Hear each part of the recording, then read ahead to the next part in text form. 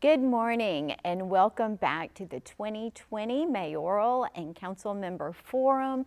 I'm Gina Spagnola. I'm President and CEO of the Galveston Regional Chamber of Commerce. Really honored to be co-moderating with Michael Smith, editor of the Daily News. Those of you that have been with us from yesterday, we've managed to interview our mayors in each of the districts, finishing up with District 6. It's a special district to me. They're all special, but this one's really special because it's where I reside. So thank you so much for joining us again, Michael. I think we've done a fairly good job. I think so. Yeah. We've had a few technical challenges here and there and some logistical issues, but I think overall it's been a good event. And we're here with challenger Marie Robb. Unfortunately, incumbent Jackie Cole couldn't be with us. She's been following a very strict protocol to stay safe from COVID-19, and so she opted not to be here with us today. We're in a big room with a few people, and I think we're all going to be fine. I think we're going to be good. We do want to thank the Sea Star Base, Galveston, for allowing us to use this phenomenal facility in this beautiful room for our forum. So thank you so much to the Sea Star Base. Hello, thank you so much for being here with us. Having us here. We really appreciate your time. I know everyone is busy and has lots of concerns, and I just appreciate you taking this amount of time to really educate us better and of course your constituents on why you for District 6. So we're going to start with a 2-minute opening statement, and then from then you didn't have to draw to see who goes first. You get to go first every time. It's just about you. And so go ahead, if you will, and just introduce yourself and your platform. Okay. Hi, I'm Marie Robb, and I am running for City Council for District 6. District 6 is an unusual district in the fact that it covers almost half of the island. It runs from the west side of Pine Street all the way to the San Luis Pass. It also represents about 57% of the tax base. But when it comes to public safety, our road repairs, drainage issues, we get very little attention.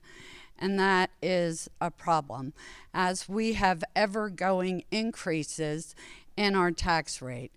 And that's why I'm running, to get us more services, especially when it comes to public safety. We have an annex on the west end that we could make a police annex, and to lower our taxes. You've heard almost every candidate say that people are getting taxed out of their homes, and we need to stop that. The city does have ample operating funds, and we need to lower our tax rate. I think we also need to focus on sustainable economic development like biotech, technology transfer, and I very much support that. I am on the technology transfer task force, and we need to take advantage of our port, which is such an economic engine for our island. Continue the projects on the west end of the port, and fill in those piers and look at every opportunity that is presented to us. So again, I'm Marie Robb. I served on council from 2012 to 14, and I'm here. Thank you. Okay. You can always finish your sentence. You want to start with the first question? Yes, so you sort of alluded to it in your opening there, so we'll start with this. And I gather that you think the city's tax rate is too high. And if that's true, I would ask, are you arguing that the city has plenty of operating money, or would cutting the tax rate more than it has been require cutting services, cutting departments, cutting people? How would you get to that lower tax rate? I think the city, I think that we could lower the tax rate to a new revenue tax rate without having to cut any services. I pulled the fresh numbers just this morning. The city is required by statute to have 90-day operating reserves. Our current operating reserves as of the end of September will run at somewhere around 109 days. The additional cost to the city from the police pension and the other areas is estimated to be about 1.5 million. So the city could lower the tax rate to 53 cents, not have to cut any services by taking 10 days out of the general fund reserve. That would still leave us in excess of the 90 days that were required, but give a benefit to our citizens and to our businesses. We all know what COVID has done to this island, to our county, to the state of Texas. We have businesses that are struggling. We have residents that are struggling. There was a statement that was made in the last council meeting. It's the reason we have to have more than 90 days reserve is so that we can advance money to FEMA if we are hit by a storm. And yes, we do have to advance money to FEMA when we're hit by a storm, but after Ike, the city established ample credit lines to be able to cover that. So we happen to be in a unique position because the city has done well in protecting their general fund, that we could lower the tax rate where there is no net revenue increase, benefit our businesses, benefit our citizens, and not cut anything from our budget. So that's, again, one of the things that motivate me to run for District 6 City Council. You're welcome. Ms. Robb, you talked about, was it 57% of the tax rate? The Yes. tax are being paid from our district. And you talked about the lack of services out there. Why is that? Why? I mean, you've been talking and fighting about this. Not fighting. I ran championing is a better word Yeah. than fighting. I've been championing this for What a are the long time. obstacles? Because it's a phenomenal area with phenomenal people living out there. A lot are residents. So can you describe the opportunities and Well, the opportunities, even if you look at the capital improvement plan for the next 5 years, there are very few projects for District 6. There are some well-needed road projects that are happening in Lake Madeline, which, Lord, their streets have been ready to collapse. And I was dealing that when I was on council last. We just have to focus where our tax dollars are. I mean, the reason that the city was able to lower the 2 cents that they did lower it is because of all the new housing starts in the West End. And I think something that'll be very interesting that comes out in our census, and please everyone, do your census, that is so important, is the number of full-time residents that have moved to the West End. And just to take my neighborhood as an instant, we used to be maybe 30% full-time. Well, we're probably approaching 50 or 60% full-time. And, you know, we just need to improve our infrastructure. It's almost, even when you look at a city map, they stop the map somewhere around 104th Street as if nothing exists after that. But we are the tax base of the city, and we need the services, and especially when it comes to public safety. They're touting in the budget now that they're not cutting any officers, but what they've done is they've taken away police cars. So when we have a big weekend like I forget what those cars, when those crazy cars came in and took over the island, well, yeah, they allowed at the last minute overtime, but they had to have 2 people to a car because they've taken away police cars. So we need to look at that, and we need to make sure we are budgeting the services for the people on this island who deserve them, which is all our citizens. Thank you. Ms. Robb, you alluded to kind of the changing demographics on the West End, and recently there's been kind of a very unusual, maybe unprecedented kind of chafing about vacation rentals on the West End. You've had some petitions and things like that. Do you believe that the West End is changing to the extent that maybe the city may need to look at regulating vacation rentals and short-term rentals on the West End, where it's usually been, that's the main game in town out there? I think that the changes that need to happen. So what's happened recently on the west end of the island is we've had the companies that do the party houses come in, purchase some Hmm. large beach houses, and say that you can sleep 35 people. So in the petition, say in Pirates Beach, there was a recent petition that came out, and people do not want to stop short-term rentals. And I have to say, I support short-term rentals, but there are ways to control them through deed restrictions or even city ordinances, and it's not something that's reinventing the wheel. A lot of cities will limit cars. So say if you have a 4-bedroom house, you're only allowed to have 4 cars. Or if you have a 4-bedroom house, then that's 2 adults and 1 child to a bedroom. I mean, there's ways that that can be done through deed restrictions without having to get the city involved. But there are some ordinances that will protect our short-term rentals without overdoing it and stopping them completely. Because quite frankly, that goes back to our property tax issue.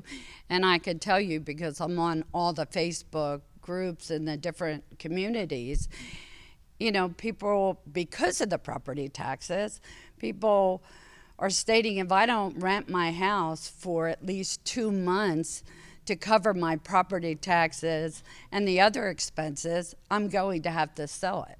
So again, we don't need to force people out of their houses with an increased tax rate. Thank you, Ms. Robb. You're Very welcome. good, thank you. Our world has changed so much, and some things I'm afraid maybe forever will stay the same.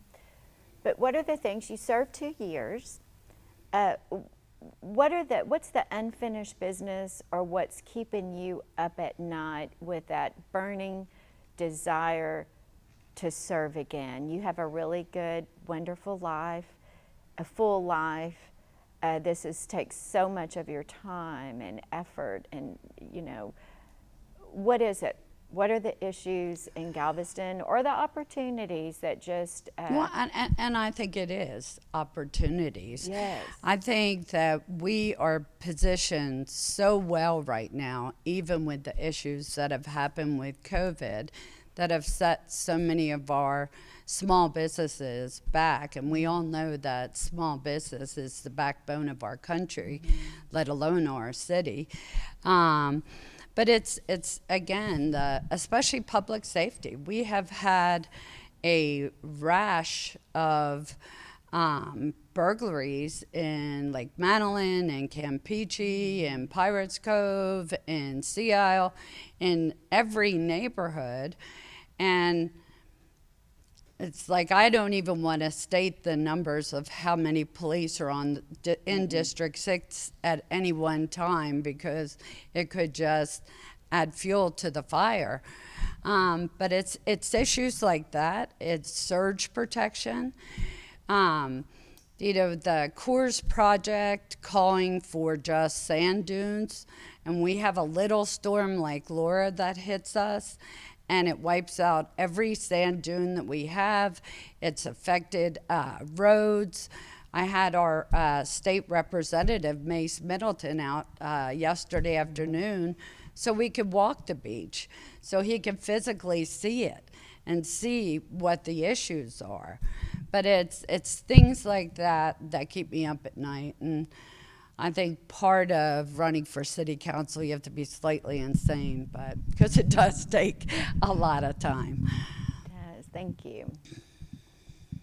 Ms. Rob, what do you think about the level of staffing at the city, or the staffing in generally at the city? You've mentioned too few services and resources on the west end and District 6, but including District 6 and the city at large, is the city overstaffed, understaffed, or are the employees overpaid, underpaid? Be as specific as you can about different departments and job classifications and things like that. I would say if you look at the budget and you break down the different areas, we're top heavy. I think we have a lot of deputy managers. We have a whole new department, marshals. I'm still trying to get my hand around exactly what that department does, since they now seem to be functioning like the police, and yet we need more policemen. But I would say that we are top heavy. Thank you. Thank you. Which opportunities or issues involving the Port of Galveston and Pelican Island would you make a priority? Well, very exciting. I was on a Zoom meeting early this morning with the GEDP, and Commissioner Clark was presenting on the bridge, and we should all have him in his prayers because he's suffering from bladder cancer. Yes. But the cost of the bridge, they estimate to be $1.5 million. $1.15 million, or $150 million. And we actually are almost at that number with committed funds from the county, the IDC funds that the city has committed. TxDOT is, because they did a bridge study on the bridge, and they say the bridge is maybe one major storm from collapsing. Mm-hmm.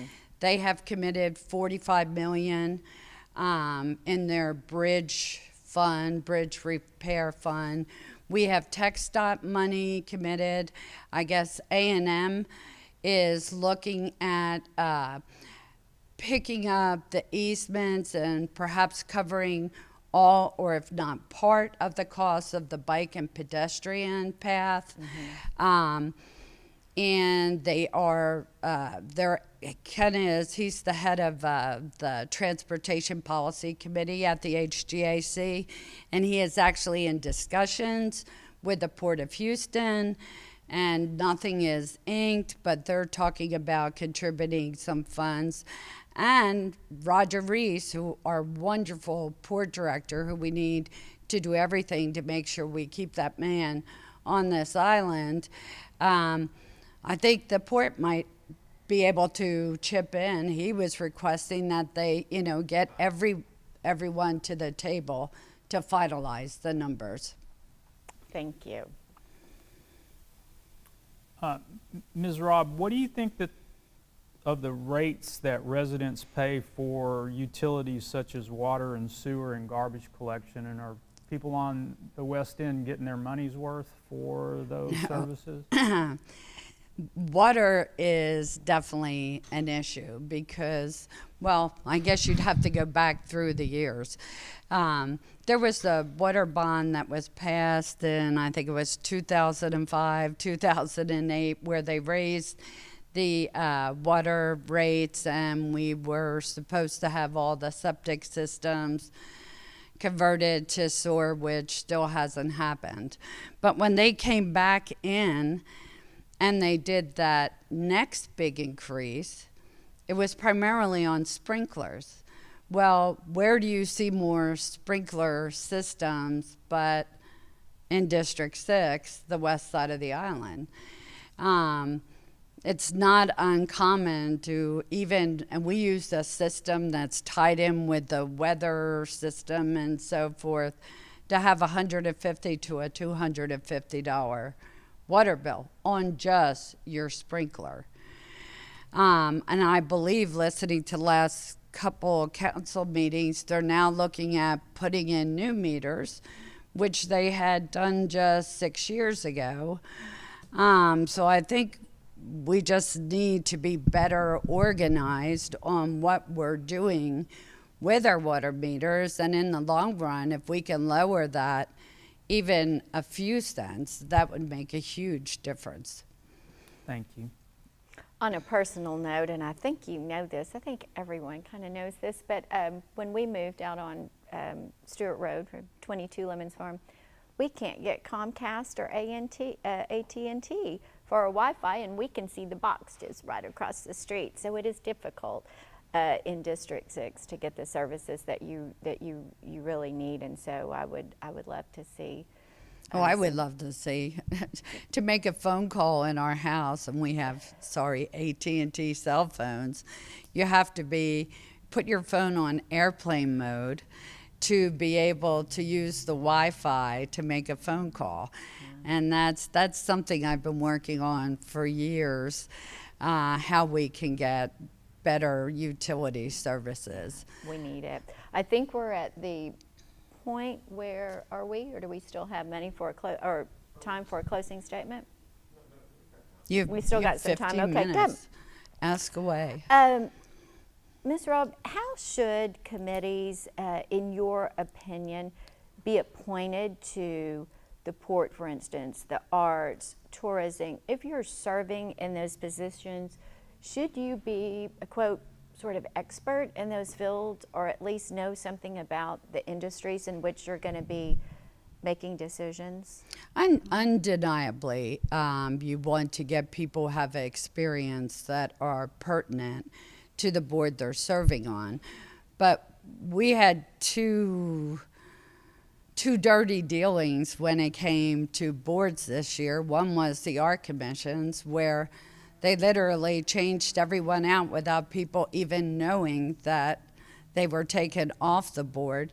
And the second was the RDA. And the RDA, the way that was done was just completely inappropriate, because the mayor had gone to the RDA and assured everyone they were being reappointed. And then it came down to the appointments, and boom, there was a complete wash. I mean, it's interesting if you look at the demographics of our population, this new RDA housing authority, there really isn't even anybody who's Hispanic serving on that committee. So you would look at demographics, and you would look at specialties. But there has been some very backhanded things that have been done on boards. And at City Hall, it should be complete transparency. Should be open communications. People shouldn't get a letter saying, oh, sorry, you're no longer serving on this board. So I think we should look at both sides. Thank you. Ms. Robb, you alluded to this a little bit before, but just more specifically, do you support construction of a ring levee or a similar structure that the U.S. Army Corps of Engineers says is essential to the function of the coastal spine? And if not that, what would you be willing to support to make Galveston more resilient? I support the concept, I guess the coastal surge protection, stopping the water at the coast. I think that the ring levee would serve to be a big bowl. And if you talk to the Corps, they haven't factored in the cost of redoing all the drainage. And we all know our drainage downtown is based on tidal flow.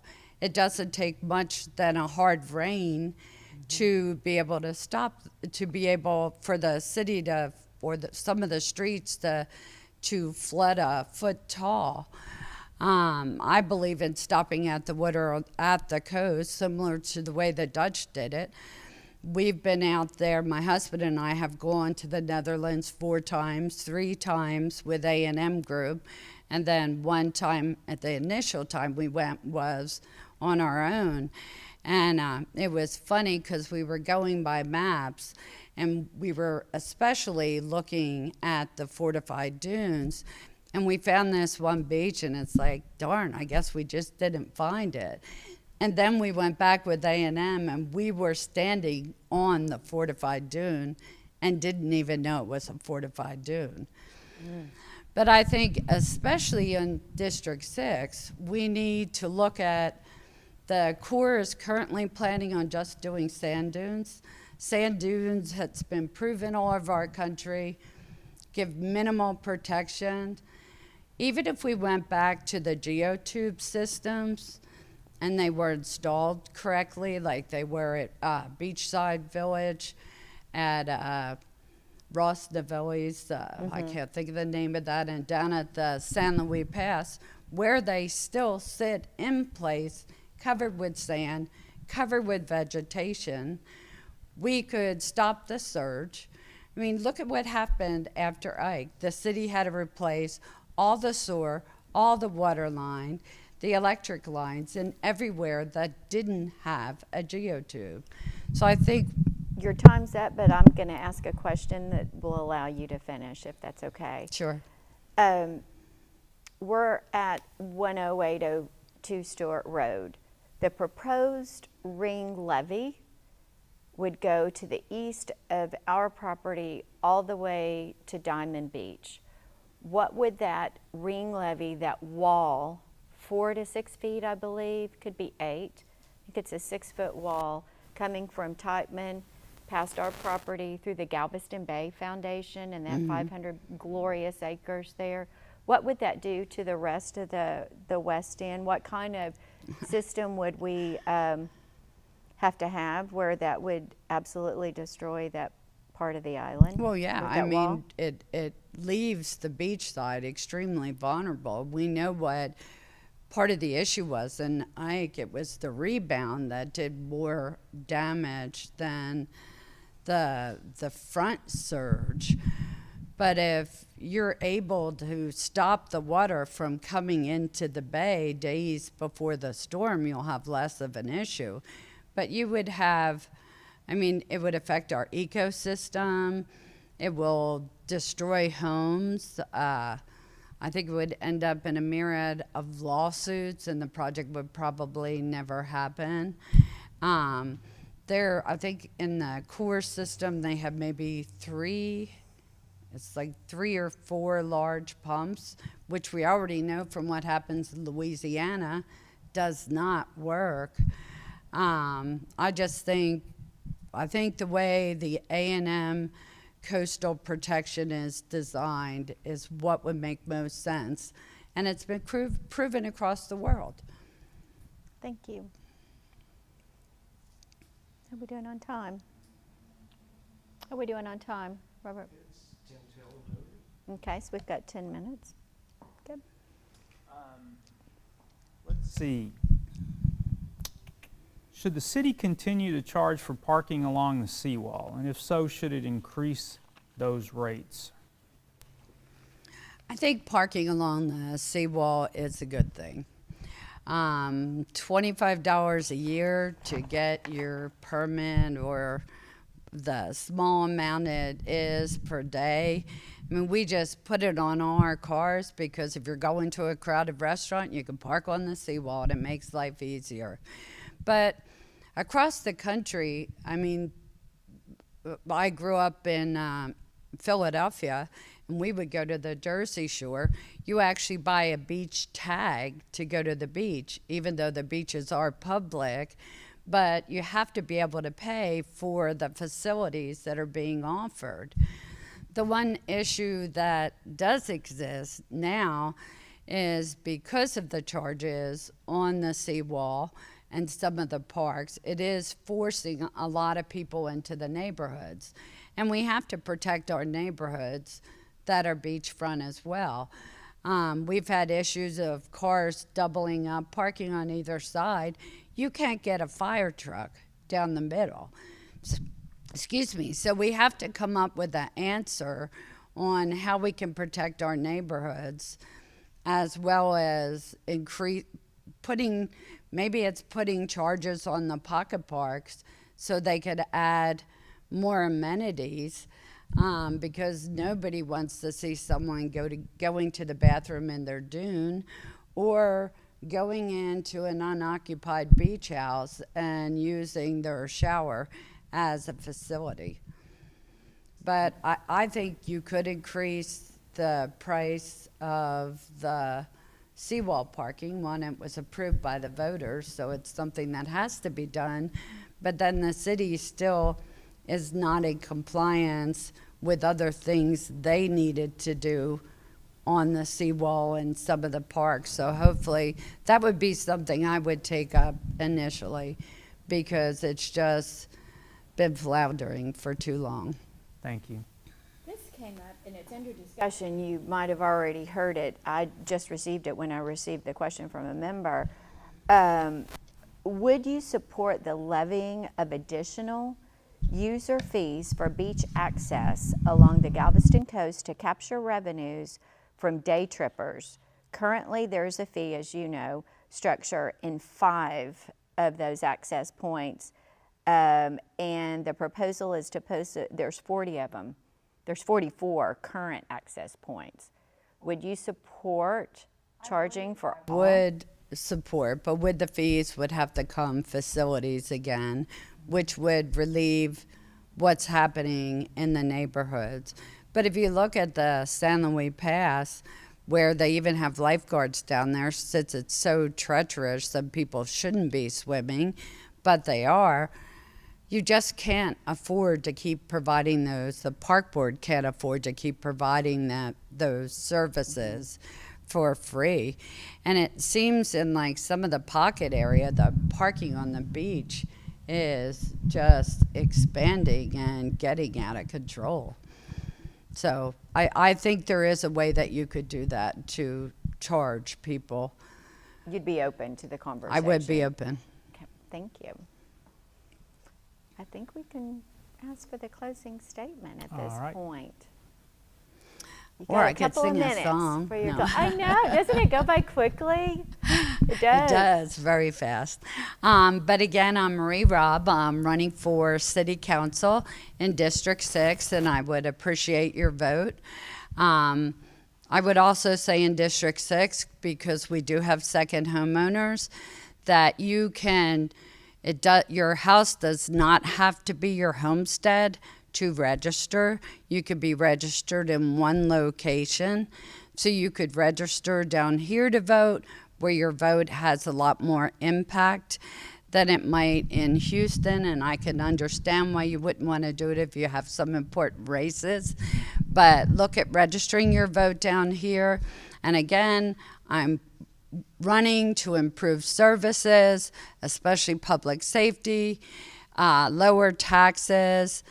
And I'm running because I love this island. I have lived in District 6 for over 22 years. It's the longest place I lived in my life, and I plan on staying here for the rest of my life. So I'm here to fight for you, for this beautiful island that we call Galveston. So again, I ask for your vote on November 3rd. We're all the way down the bottom of the ballot, so you're really going to have to search for us. And I thank you. And I thank you both for giving us this time to speak. Thank you so much. With that, we have concluded our day and a half of interviews with the numerous candidates for all of the Galveston City Council seats and the mayor's office, which is what makes this election so important. We argued in an editorial in the Daily News the other day that all local elections are important, but that's especially true in Galveston, where we have kind of a quirky system where everybody's up for election at the same time. And you can have these dramatic shifts in leadership. And maybe that's good, maybe that's bad, but it's a good reason to tune in and get informed and to go out and vote. And I hope you've found yourself better armed to make those decisions when early voting starts on October 13th and Election Day is November 3rd. And you can register to vote until October 6th. That's the last day to register in this election. Thank you, Michael. Thank you to the Daily News. Thank you so much. Thank you guys for tuning in.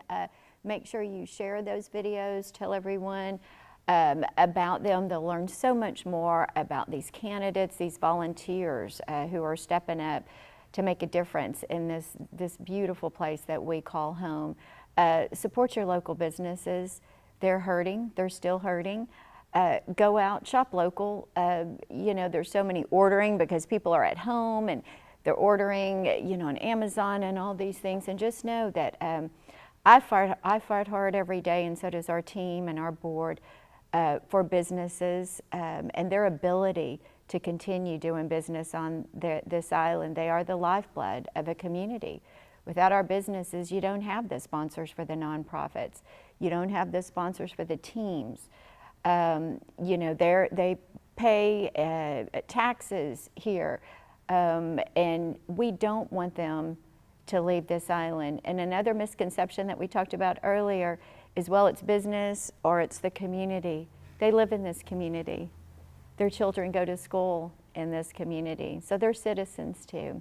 So I challenge you, when you're on and you're buying stuff, shop local first. If you can't get it here locally, shop regionally. If you can't get it regionally, shop the great state of Texas. Thank you guys so much for hanging with us. Find continued coverage of all of these races in the Daily News and at galvnews.com. Thank you.